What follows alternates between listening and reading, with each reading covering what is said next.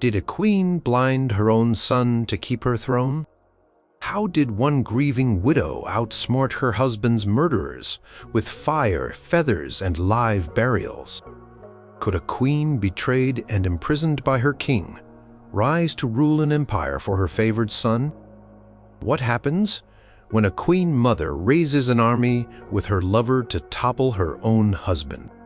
These are not tales of fiction, but the real lives of some of history's most powerful medieval dowagers. When their husbands died, these women did not simply fade into the background. They stepped up, seized power, and shaped kingdoms. Number 9. Margaret of Denmark, Norway, and Sweden. The uncrowned Queen of the North who forged an empire. Margaret was born around 1353, the daughter of King Valdemar IV of Denmark, a ruler known for his cunning and determination. At the young age of 6, she was betrothed to King Håkon I of Norway, who was also a claimant to the Swedish throne. They married in 1363 when Margaret was just 10 years old. This union was politically charged, aimed at consolidating power in Scandinavia. Margaret grew up at the Norwegian court, learning the intricacies of rule and diplomacy. Her husband, Håkon, died in 1380. Their son, Olaf, was already King of Denmark, having been elected in 1376 after Valdemar I's death, largely thanks to Margaret's efforts. Upon Håkon's death, Olaf also inherited the Norwegian throne, becoming Olaf I of Denmark and Olaf IV of Norway. Since Olaf was still a minor, Margaret became his regent, effectively ruling both kingdoms. She proved to be an astute politician, navigating the complex web of Scandinavian nobility and external threats. Tragedy struck in 1387 when Olaf died unexpectedly at the age of 17. Margaret, now a widow and a mother who had lost her only child, found herself in a unique position. Denmark quickly recognized her as regent. Norway followed suit in 1388, granting her the title all-powerful Lady and Mistress and Regent of the Kingdom of Norway. She was not a queen regnant in the traditional sense, but she held all the royal power. Sweden at the time was deeply unhappy with its own king, Albert of Mecklenburg, whose rule was considered ineffective and biased towards German interests.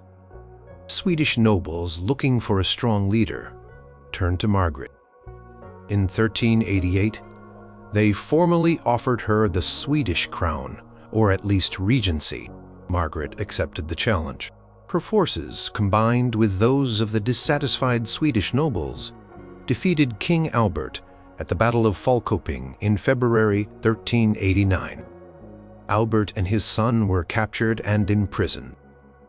Margaret was now the de facto ruler of Sweden as well, although the formal transfer of power took several years of negotiation and securing control over key fortresses. To secure the future of her united realms, Margaret needed an heir. She adopted her grandnephew, Eric of Pomerania. In 1389, Eric was proclaimed King of Norway. By 1396, he was also accepted as king in Denmark and Sweden, although Margaret retained all real control. The culmination of her efforts came in June 1397, with the Union of Kalmar. Representatives from Denmark, Norway, and Sweden met in the Swedish city of Kalmar and formally agreed to a perpetual union under one monarch, who would be Eric.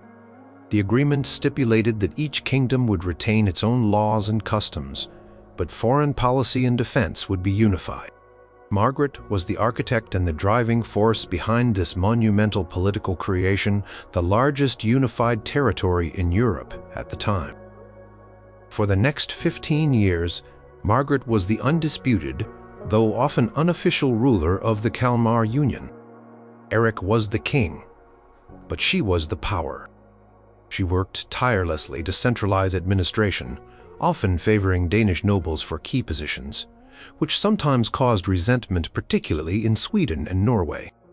She pursued a firm foreign policy, aiming to secure the Union's borders and expand its influence, particularly in reclaiming Schleswig from the Counts of Holstein. Her financial management was careful, aimed at strengthening the crown. She avoided costly wars where possible, preferring diplomacy and strategic maneuvering. Margaret never remarried after Haakon's death. She dedicated her life to governing. Contemporaries described her as wise, energetic, and resolute. She was known for her diplomatic skill, her ability to negotiate complex treaties, and her firm hand in ruling. She spent much of her reign traveling between her three kingdoms, personally overseeing affairs and ensuring loyalty. In 1412, while in Flensburg negotiating the return of Schleswig, Margaret contracted the plague. She died aboard her ship in Flensburg harbor on October 28, 1412, at the age of around 59. She left behind the Kalmar Union, a testament to her political vision, even though its unity would be troubled in the centuries to come. Number 8. Olga of Kyiv, the saint who avenged her husband with fire, feathers, and burials. Olga enters the historical record around the early to mid-10th century. Her exact birth year is unknown, possibly between 890 and 925 Common Era. She was of Varangian or Viking origin and married Igor of Kyiv, the ruler of Kievan Rus, a burgeoning state centered around present-day Ukraine. Igor was the son of Rurik, the legendary founder of the Rurikid dynasty. In 945, Igor's life came to a brutal end. He traveled to the lands of the Drevlians, a Slavic tribe who paid tribute to Kiev. Igor, attempting to collect an unusually large tribute, incited their fury. The Drevlians captured him and, according to the Byzantine chronicler Leo the Deacon, killed him by tying him to two bent-down birch trees and then letting the trees spring back, tearing him apart. His retinue was slaughtered. With Igor dead, his son Svyatoslav was only about 3 years old. Olga stepped in as regent for her young son. The Drevlians, emboldened by their success, sent an ambassadorial delegation of 20 men to Olga in Kyiv.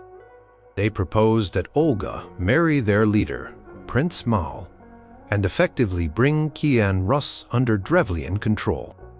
Olga appeared to listen. She told the Drevlians she was pleased with their proposal and invited them to return the next day for a grand reception. She instructed them to wait in their boat, and her people would carry them in honor. The following day, the Drevlian ambassadors, full of pride, were carried in their boat into Olga's courtyard. There, a deep trench had been dug. On Olga's command, her people threw the Drevlians, boat and all, into the trench and buried them alive.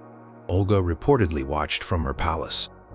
She then sent a message to the Drevlians requesting they send their most distinguished men to Kyiv so she could go to their prince with due honor.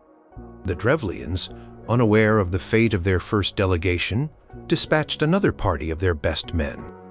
When these nobles arrived, Olga ordered her people to prepare a bathhouse for them.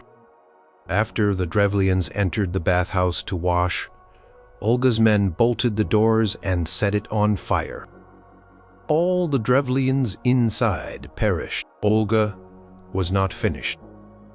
She sent yet another message to the Drevlians, informing them she was coming to their lands to mourn her husband at his grave. She asked them to prepare a great funeral feast in their capital, Iskorosten. When Olga and a small retinue arrived, she did indeed weep at Igor's tomb and held a feast.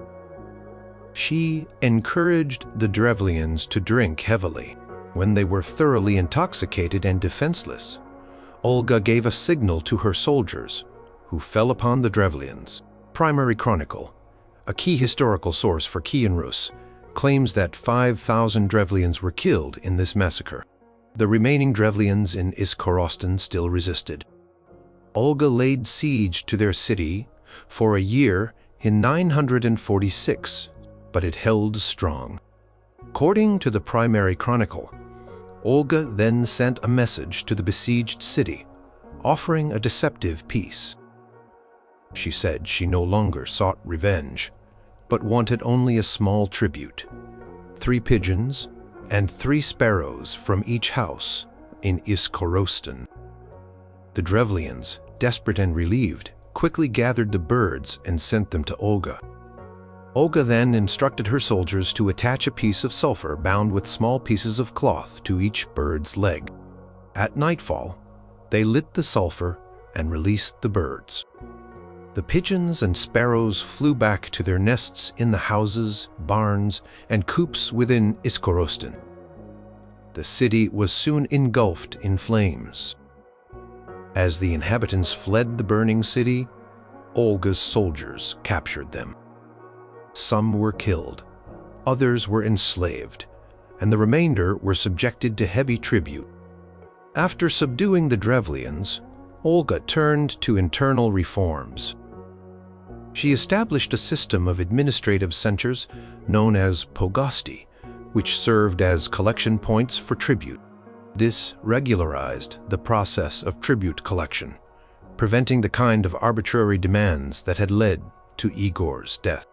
She traveled extensively throughout her lands, organizing her administration and asserting Kievan authority. Around the year 957, Olga traveled to Constantinople, the capital of the Byzantine Empire. There she converted to Eastern Orthodox Christianity and was baptized possibly by Emperor Constantine I Porphyrogenitus himself, who also became her godfather. She took the Christian name Helena after the mother of Constantine the Great. Olga hoped to convert her son Sviatoslav and through him Kyiv Rus to Christianity. However, Sviatoslav, a fierce warrior dedicated to pagan gods, refused, fearing his warriors would not respect him if he adopted the new faith. Despite this, Olga's conversion was a significant step towards the eventual Christianization of Kyiv Rus, which would be accomplished by her grandson, Vladimir the Great, in 988. Olga continued to influence governance, even after Sviatoslav came of age, particularly when he was away on his numerous military campaigns. She died in 969. For her efforts in spreading Christianity, Olga was later canonized as a saint by the Russian Orthodox Church. Her feast day is July 11th. Number 7. Adelaide of Italy. The Empress, who went from prisoner to Pope Maker, Adelaide was born around 931 Common Era, a princess of the powerful Welf dynasty, daughter of Rudolf I of Upper Burgundy and Bertha of Swabia. Her early life was one of privilege and political importance. In 947, at about 16 years old, she was married to Lothar I, the young king of Italy. This marriage was intended to cement an alliance and bring stability to the Italian peninsula, a land constantly fought over by various nobles. Their marriage was short-lived. King Lothar I died in 950, only 3 years after their wedding. Many suspected he was poisoned by his ambitious rival Berengaria of Ivrea, who promptly seized the Italian throne for himself and his son Adalbert. To legitimize his rule and consolidate his power, Berengar I attempted to force the young widow Adelaide, now about 19, to marry Adalbert. Adelaide, renowned for her piety and strong will, refused. Her defiance enraged Berengar. In 951, he had Adelaide imprisoned in a castle at Garda, near Lake Garda. She was treated harshly, stripped of her royal status and subjected to deprivations, allegedly by Berengar's own wife, Willa of Tuscany. For several months, Adelaide endured this captivity. But she was not without allies. With the help of a loyal priest named Martin, she managed a daring escape from the castle, reportedly, through a secret passage or by digging a tunnel. For a time, she hid in the nearby woods and marshes, evading Berengar's forces. Adelaide eventually found refuge with Bishop Adelard of Reggio. From there, she sent an appeal for help to Otto I, the powerful king of Germany. Otto, a widower himself, saw an opportunity. He invaded Italy in September 951, swiftly defeated Berengari, and rescued Adelaide. Within weeks of their first meeting, Otto and Adelaide were married in Pavia, the ancient Lombard capital. Otto was crowned King of Italy, and Adelaide became his queen. Berengar I was forced to become Otto's vassal. Adelaide's status was dramatically transformed from prisoner to queen. She became Otto's close partner in rule. On February 2, 962, Pope John XI crowned Otto as Holy Roman Emperor in Rome, with Adelaide crowned Empress beside him. This event marked the revival of the imperial title in Western Europe and established a lasting connection between the German monarchy and the imperial dignity. Adelaide wielded considerable influence as empress, known for her piety, her charitable works, and her support for church reform, particularly the Cluniac movement. She founded and endowed numerous monasteries and churches. When Otto I died in May 973, their son Otto Shi succeeded him as Holy Roman Emperor. Adelaide initially retained significant influence at court. However, her relationship with her son, and more particularly her ambitious daughter-in-law, the Byzantine princess Theophanu, became strained. Theophanu sought to diminish Adelaide's power. Around 978, Adelaide was effectively sidelined and chose to retire from the imperial court, spending time in Burgundy and Italy, focusing on her religious foundations. Premature death of Otto I in December 983, at the age of 28, changed everything again. His son, Otto I, was only 3 years old. Power struggle for the regency ensued. Initially, Henry the Wrangler, Duke of Bavaria, a cousin, seized the young king. However, through the efforts of Archbishop Willigis of Mainz and other loyal nobles, Otto I was restored to his mother, Theophanu, who became regent. Adelaide initially played a secondary role. Theophanu, a capable ruler, died in June 991. With Otto I still a minor, only 11 years old, Adelaide was recalled from her semi-retirement. She became the principal regent for her grandson, governing the Holy Roman Empire from 991 until Otto I reached his majority in 994.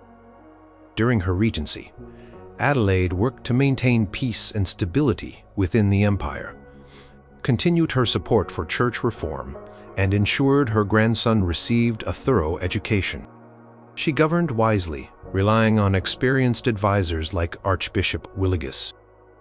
Even after Otto I came of age, Adelaide remained an influential figure, often advising him. She played a key role in the appointment of her friend and former tutor to Otto I, Gerbert of Aurillac, as Pope Sylvester I in 999. Gerbert was one of the most learned men of his time. Adelaide spent her final years dedicated to her religious devotions and charitable activities, particularly at the monastery of Seltz in Alsace, which she had founded. She died there on December 16, 999, just weeks before the turn of the new millennium, at the age of around 68. She was later venerated as a saint. Number 6. Urraca of Leon and Castile. The warrior queen who fought husbands and nobles for her crown, Urraca was born in 1079, the eldest surviving child of King Alfonso VI of Leon and Castile, and his second wife, Constance of Burgundy. As her father had no legitimate sons who survived him, Urraca was recognized as the heir presumptive to the largest Christian kingdom in Iberia during a critical period of the Reconquista, the centuries-long effort to reclaim territory from Moorish rule. Around 1090, she was married to Raymond of Burgundy, a French nobleman who had come to Iberia to fight against the Almohads. This marriage was part of Alfonso V's strategy to secure alliances and strengthen his dynasty. Urraca and Raymond had at least 2 children, including a son, Alfonso Raimondez, who would later become King Alfonso VI. Raymond was granted the county of Galicia to rule with Urraca. Raymond of Burgundy died in 1107.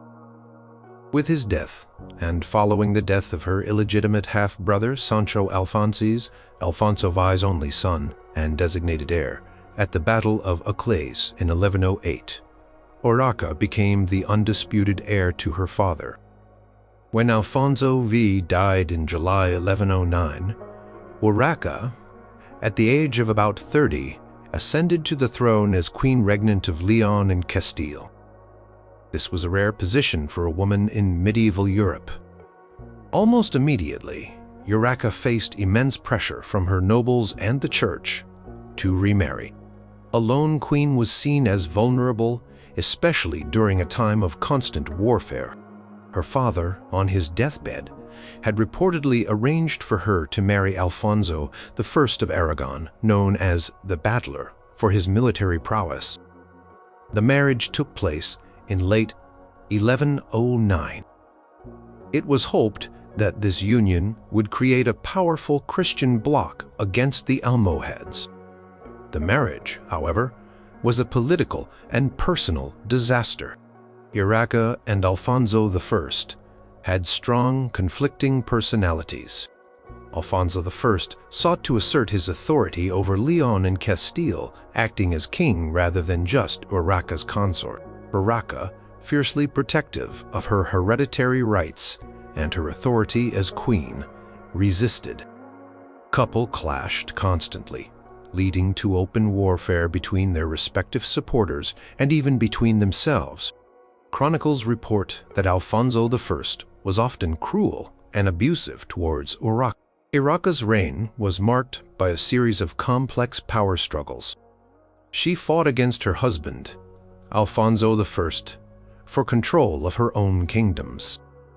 She faced rebellions from powerful nobles, some of whom supported her young son, Alfonso Raimondez, as a rival claimant to the throne, particularly in Galicia, where he had strong backing.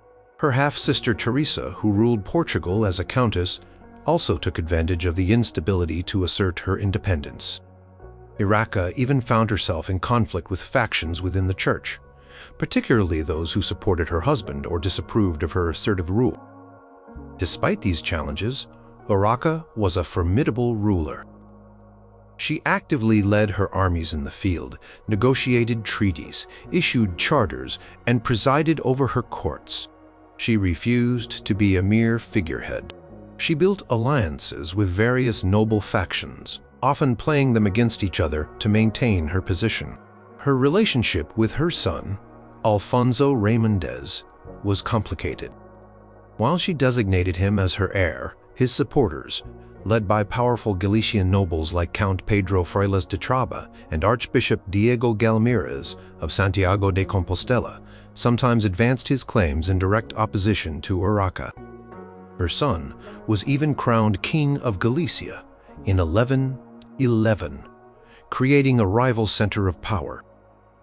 The disastrous marriage to Alfonso I of Aragon was eventually annulled by Pope Pascal I in 1114 on grounds of consanguinity. They were distant cousins, though Alfonso I continued to occupy parts of Castile and interfere in Leonese Castilian affairs for several more years. Urraca continued to rule, facing ongoing internal revolts and external threats. She showed remarkable resilience and political skill in navigating these turbulent years.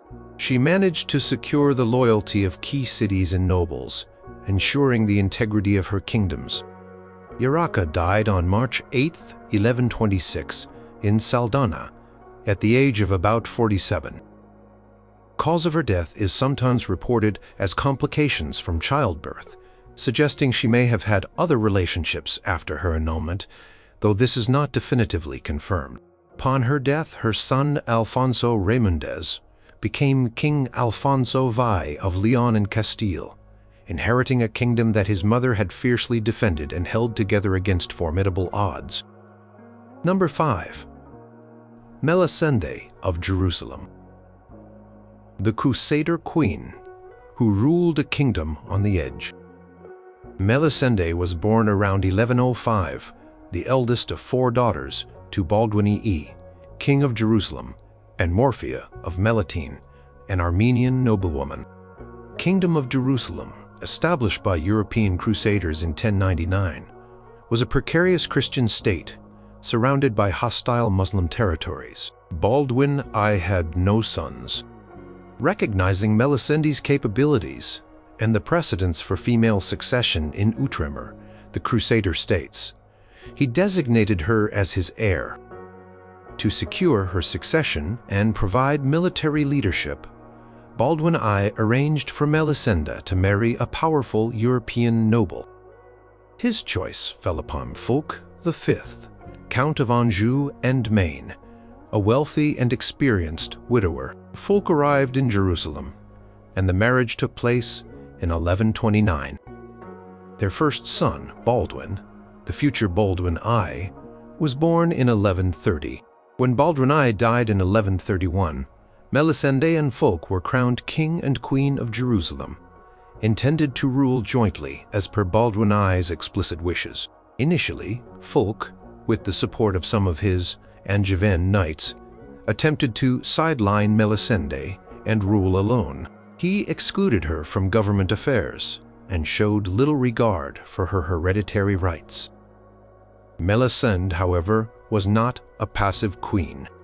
She had strong support among the established nobility of Jerusalem, who were wary of Fulk's favoritism towards his own Angevin followers. She also had the backing of the church. By 1134, the tension between Melisende and Fulk escalated into a public political crisis. Melisende and her supporters accused Fulk of attempting to usurp her authority. The situation became so dire that it threatened the stability of the kingdom. Eventually, Fulk was forced to yield. A reconciliation was brokered, and from that point onwards, Fulk recognized Melisende's right to rule jointly with him. She was once again included in charters and public acts, and her name often appeared before his. Fulk V died in November 1143 from injuries sustained in a hunting accident. Their son, Baldwin I, was 13 years old, a minor. Melisende immediately assumed the regency for her son. There was no serious challenge to her authority. She had already proven herself a capable ruler during her joint reign with Fulk. As regent, Melisende governed the Kingdom of Jerusalem with a firm hand. She had the support of key figures in the kingdom, including the Constable of Jerusalem, Manasses of Hierges, who became one of her closest advisors. Melisende's regency coincided with a period of increasing external pressure on the Crusader states. The most significant event of this period was the fall of Edessa, one of the northern Crusader states, to Imad ad-Din Zengi, the Atabeg of Mosul and Aleppo, in December 1144. This loss sent shockwaves through Europe and was the catalyst for the Second Crusade, which arrived in the Holy Land in 1148. Melisende received crusading leaders, including King Louis I of France, ironically, Eleanor of Aquitaine's first husband, and Conrad I of Germany. The crusade itself was largely a failure, its main military objective, an attack on Damascus, ending in a disastrous retreat. Melisende, however, skillfully managed the kingdom's resources and defenses during this challenging time. She was also a significant patron of the arts and the church. One of the most famous artistic productions of this era is the Melisende Psalter, an illuminated manuscript created between 1131 and 1143, likely commissioned by Fulk as a gift for Melisende. It is a masterpiece of Crusader art, blending Western Romanesque and Eastern Byzantine styles. She also endowed religious institutions and undertook building projects, including the renovation of the Church of the Holy Sepulchre. Baldwin came of age in 1152. When he turned 22, he demanded full royal authority. Melisende, however, was reluctant to relinquish the power she had wielded effectively for nearly a decade. She argued for continued joint rule, citing her hereditary rights and experience. Baldwin I insisted on sole rule. The dispute between mother and son escalated into a brief but serious political conflict. Baldwin I accused Manasses of Hierges of alienating his mother from him. He demanded a formal division of the kingdom from the Haute Cour, the feudal council of Jerusalem. Cour decided to divide the kingdom, granting Baldwin I control of the northern territories, including Acre and Tyre, while Melisende retained Jerusalem and Nablus in the south. This division proved unworkable. Within weeks, Baldwin I marched on Jerusalem. Manasses of Hierges was exiled, and Melisende was besieged in the Tower of David, the citadel of Jerusalem. After a short standoff, she surrendered. Baldwin I became the sole active ruler of the kingdom. However, he and Melisende were soon reconciled. He recognized her wisdom and experience, and she continued to advise him and wield considerable influence, particularly in ecclesiastical appointments and matters concerning her dower lands. She often participated in meetings of the Haute Cour. Melisende fell ill in 1161, possibly suffering a stroke that led to memory loss. She died on September 11th, 1161, and was buried in the convent of St. Mary of Jehoshaphat near Jerusalem, an institution she had generously endowed. Number 4. Irene of Athens. The empress who ruled Byzantium and maybe blinded her own son. Irene was born into a noble Athenian family around 752 Common Era. Known for her beauty and intelligence, she was chosen as a bride for Leo, son and heir of the Byzantine Emperor Constantine V. She traveled to Constantinople and married Leo, who became Emperor Leo, often called the Khazar, due to his mother's heritage, in 768. This marriage brought an outsider from Greece into the heart of Byzantine imperial power. Emperor Leo IV died in September 780, after a reign of only 5 years. Their son, Constantine V, was just 9 years old. Irene became regent for her young son. This was a period of intense religious controversy in the Byzantine Empire over the veneration of icons, religious images. Constantine V had been a fervent iconoclast, persecuting those who venerated icons. Leo IV was a more moderate iconoclast. Irene, however, was secretly an iconodule, a supporter of icons. As regent, Irene immediately faced challenges to her authority. Several of Leo IV's half-brothers, the Caesars, plotted to overthrow her and Constantine V. Irene acted decisively, uncovering the plots, tonsuring the conspirators, forcing them into monastic life, and banishing them. With her internal position secured, Irene began to steer the empire towards the restoration of icon veneration. This was a bold and risky move given the deep divisions iconoclasm had caused. Her most significant achievement during her regency was the convening of the Second Council of Nicaea in 787. This ecumenical council, carefully managed by Irene and her chief minister Staurakios, formally condemned iconoclasm as a heresy and restored the veneration of icons throughout the Byzantine Empire. This was a major religious and political triumph for Irene, aligning her with the powerful monastic factions and much of the populace who favored icons. As Constantine V grew older, he began to resent his mother's continued dominance. By 790, when Constantine was about 19, military discontent over Irene's perceived failures against the Arabs and Bulgarians, coupled with Constantine's desire to rule in his own right, led to an army proclamation making him sole emperor. Irene was briefly confined to her palace and stripped of her imperial titles. However, Constantine V proved to be an inexperienced and often unpopular ruler. He suffered military defeats and made controversial decisions such as his divorce from his first wife, Maria of Omnia, and his subsequent marriage to his mistress Theodote, which alienated many, including some of Irene's former iconodule supporters.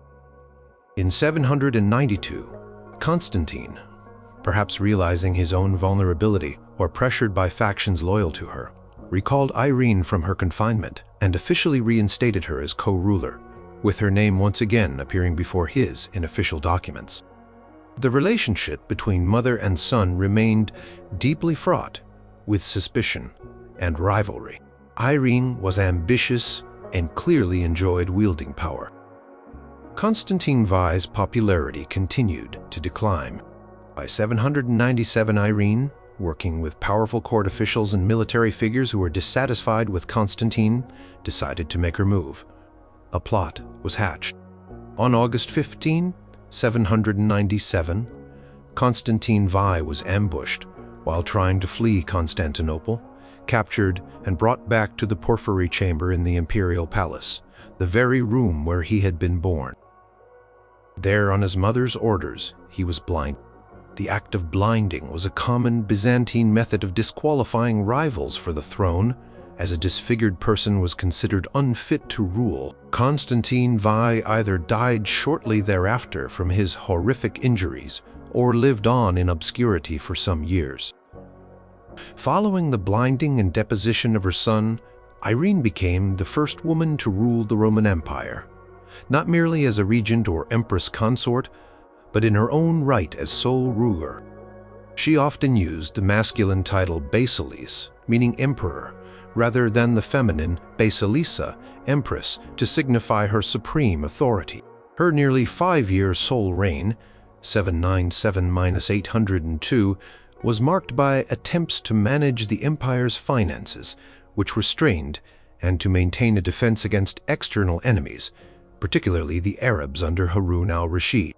She reportedly reduced some taxes to gain popularity, but this further weakened the treasury. There were even reports, likely originating from Western sources or Byzantine propaganda, that Irene considered a marriage proposal from Charlemagne, the king of the Franks, who had been crowned emperor in Rome in 800. Such a union would have theoretically reunited the Western and Eastern Roman empires, though its practicalities were highly dubious. Irene's reign came to an abrupt end in October 802. Nikephoros, her finance minister, Logothetes to Genicou, orchestrated a patrician coup. Irene was deposed and exiled, first to the island of Principal and then to Lesbos. Her immense personal fortune was confiscated.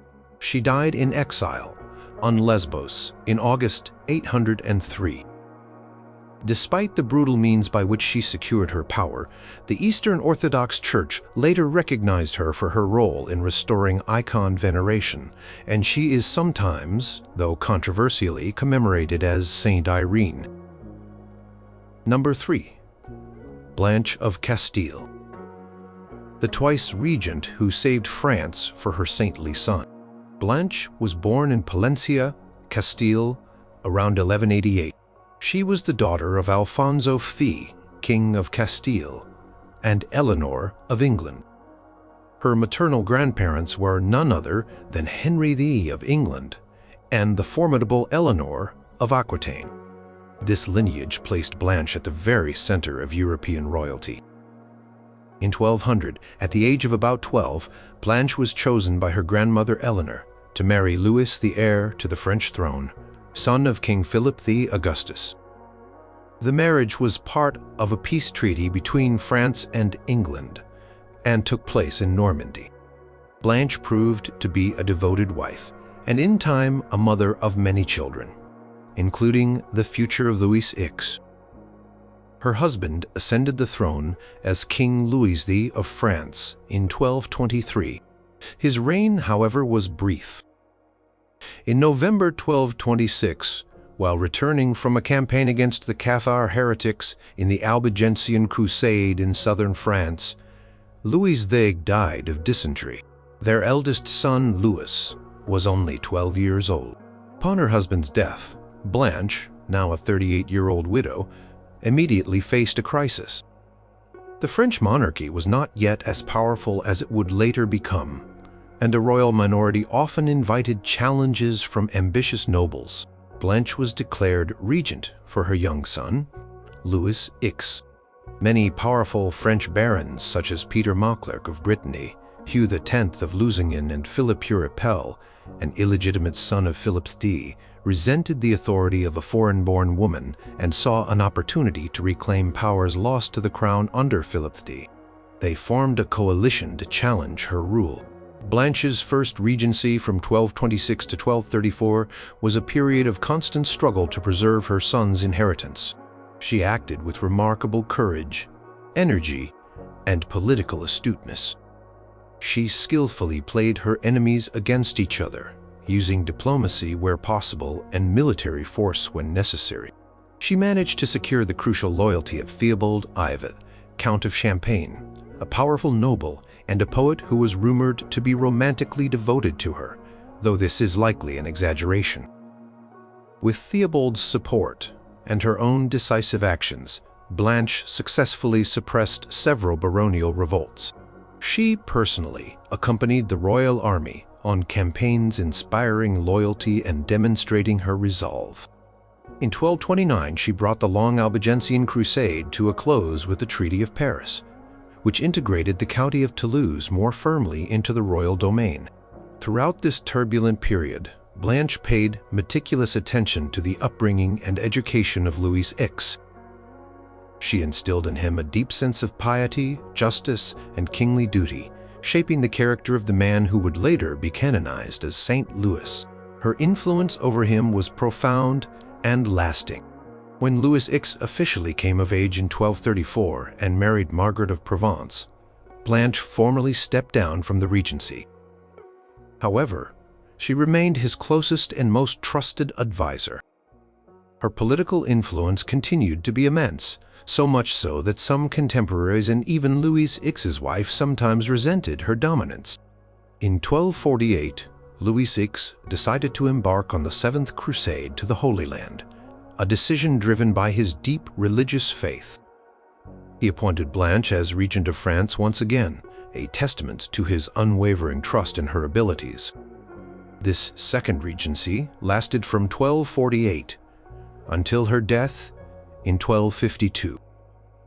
During these years, Blanche governed France effectively, maintaining peace and order, overseeing the kingdom's finances, and ensuring a steady flow of supplies and funds to Louis' crusade in Egypt and Palestine. She faced new challenges, including the Shepherd's Crusade of 1251, a popular but unruly movement that she eventually had to suppress. Blanche was known for her strong will, her piety. She was a patron of Cistercian monasteries, and her unwavering dedication to the French crown and her son. She was a shrewd administrator and a skilled diplomat. While admired by many for her strength and capabilities, she was also criticized by some for her perceived avarice in accumulating wealth for the crown and for the extent of her power. Blanche fell ill and died in Paris in November or December 1252 at the age of about 64. Louis X was still on crusade at the time and was reportedly devastated by the news of his mother's death. He did not return to France until 1254. Blanche of Castile's regencies were crucial in preserving the Capetian monarchy during a vulnerable period and laying the groundwork for the celebrated reign of her son. Number 2. Isabella of France. The she-wolf who toppled a king with her lover. Isabella was born in Paris around 1295, the daughter of the powerful and ruthless King Philip IV of France, known as Philip the Fair, and Joan I of Navarre. She was a princess of one of Europe's most prestigious royal houses. In 1308, at the age of about 12 or 13, Isabella was married to Edward II, King of England. The marriage was intended to resolve long-standing conflicts between England and France, particularly over English territories in Gascony. From the outset, Isabella's marriage to Edward II was troubled. Edward II was notoriously devoted to a series of male favorites, most prominently Piers Gaveston in the early years of his reign, and later Hugh Despencer the Younger, and his father, Hugh Despencer the Elder. These favorites wielded immense influence and wealth, alienating much of the English nobility, and crucially, Isabella herself. While Edward II was not necessarily neglectful of Isabella, in terms of producing heirs, they had 4 children, including the future Edward II. He clearly preferred the company of his favorites, leaving Isabella often humiliated and politically sidelined. Despite this, in the early years, Isabella was respected for her diplomatic skills and often acted as a mediator between her husband and disgruntled factions. By the 1320s, the influence of the Despensers had become all-encompassing and deeply unpopular. They were seen as corrupt and tyrannical. Isabella's relationship with Edward II deteriorated significantly. She particularly despised Hugh Despencer the Younger, who seemed to actively work to undermine her position. In 1325, a dispute arose between England and France over Gascony. Isabella, being the sister of the French king, Charles V, was sent to France to negotiate a peace treaty.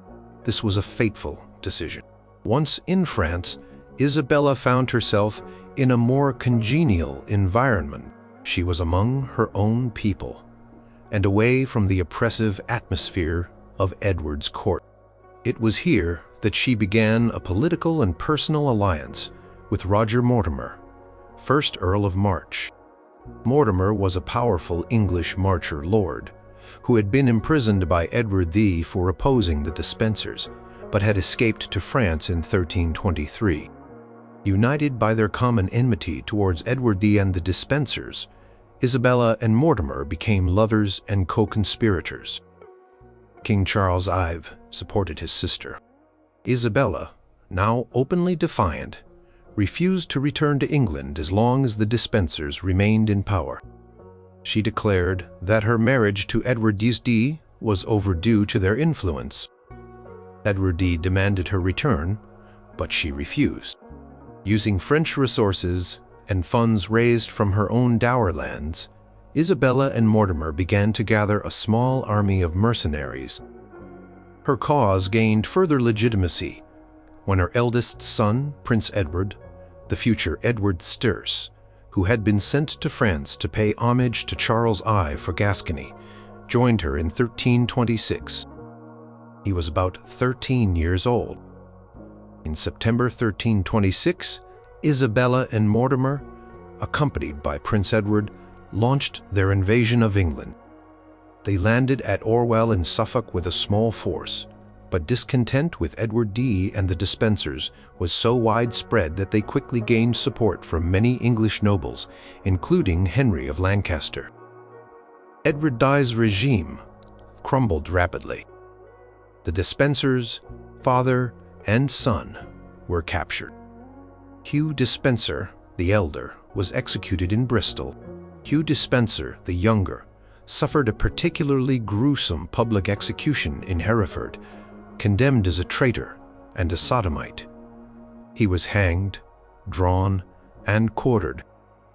Edward II himself fled, but was eventually captured in Wales in November 1326. He was imprisoned, and in January 1327, a parliament, dominated by Isabella's supporters, forced him to abdicate the throne in favor of his son, who became King Edward the Sturdy. Since Edward the High was only 14, a regency council was established, but real power lay with Isabella and Roger Mortimer. They effectively ruled England. Edward D. remained imprisoned. His fate is a subject of historical debate, but he died at Berkeley Castle in Gloucestershire in September 1327, under mysterious circumstances. The traditional story, popularized by later chroniclers, is that he was murdered on the orders of Isabella and Mortimer, possibly by having a red-hot poker inserted into his anus, a method that would leave no external marks and carry symbolic connotations related to his alleged.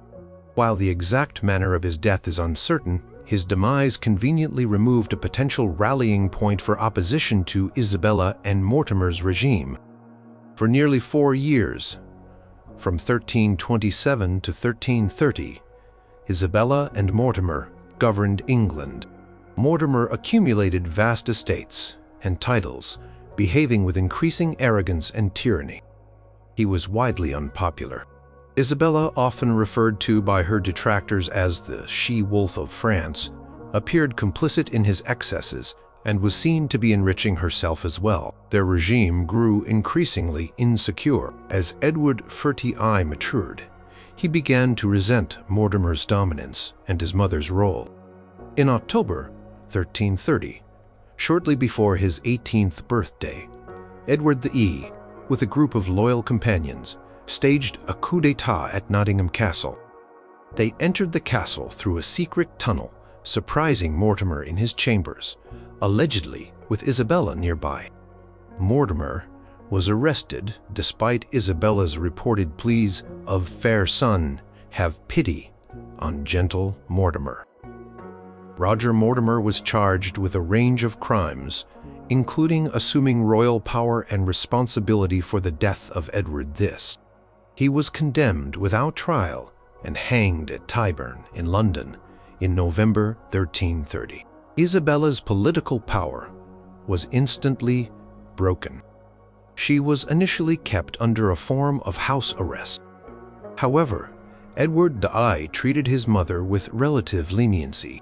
She was allowed to live in comfortable retirement in various castles, notably Castle Rising in Norfolk, for the remaining 28 years of her life. She retained her dower income and was occasionally visited by her son. She died on August 22, 1358, at Hertford Castle, around the age of 63. Number 1. Eleanor of Aquitaine. The queen who outlived husbands and defined an era. Eleanor was born around 1122 or 1124, probably in Poitiers or Bordeaux, in the vast and wealthy Duchy of Aquitaine in southwestern France. Her father was William X, Duke of Aquitaine.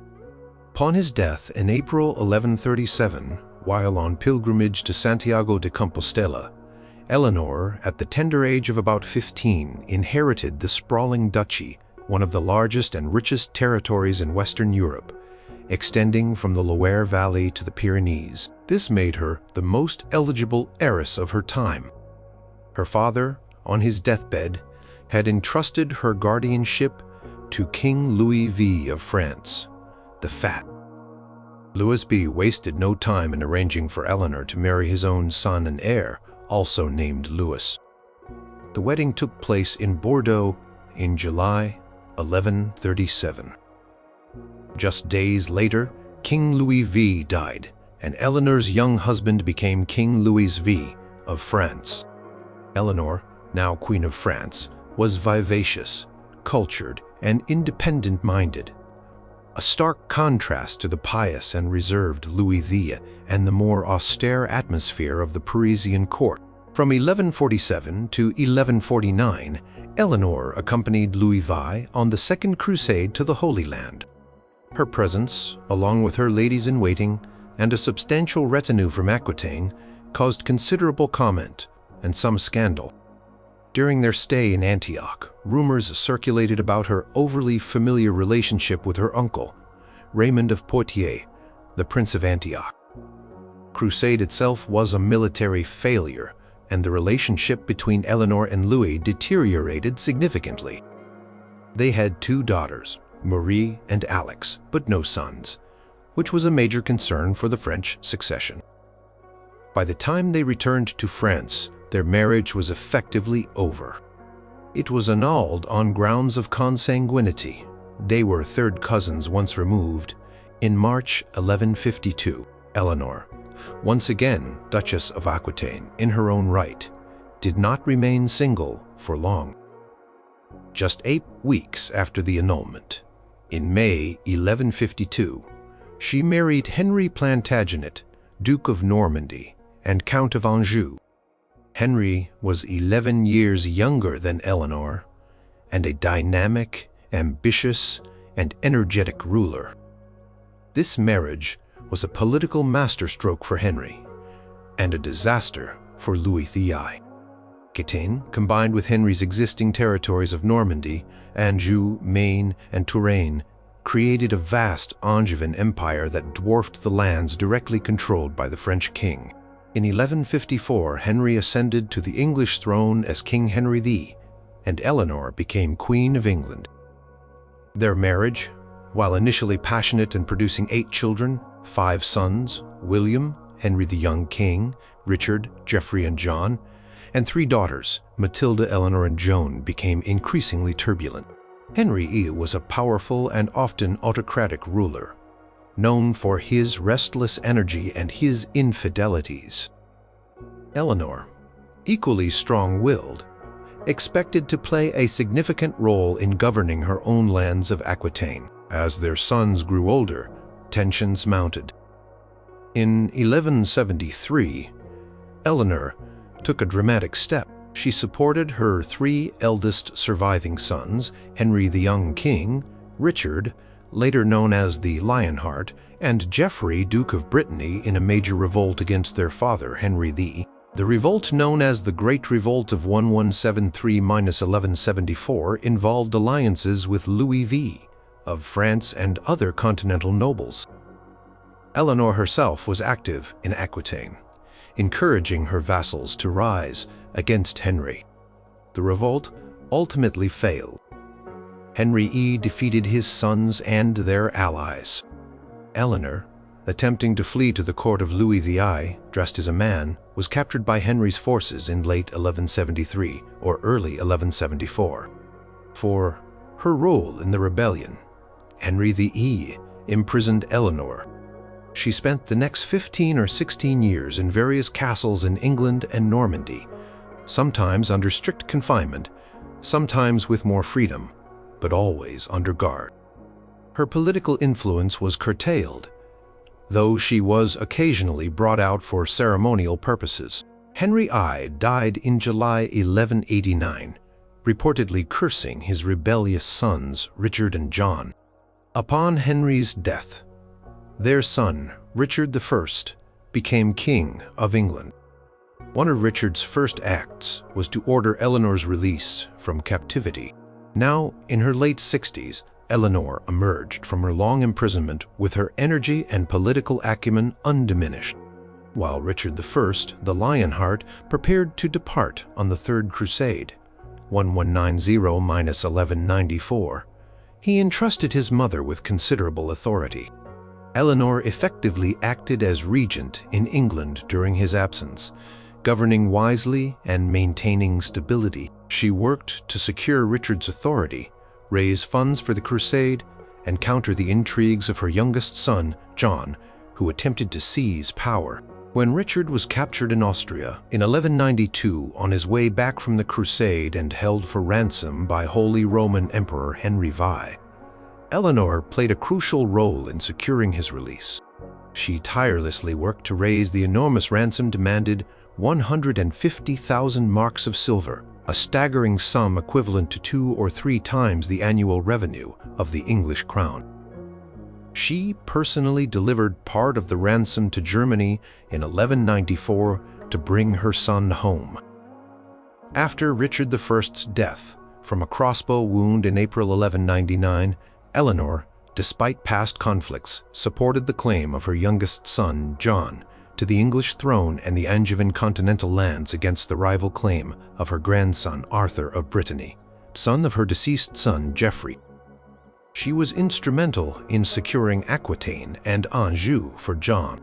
Even in her late 70s, she remained politically active. In 1200, at the age of nearly 80, she undertook a perilous journey across the Pyrenees to Castile to select one of her granddaughters, Blanche, who would later become the regent of France, see number 3, to marry the French heir, Prince Louis. In 1202, she was besieged at the castle of Mirebeau in Poitou by forces supporting Arthur of Brittany, until John arrived with an army to rescue her and decisively defeat his enemies.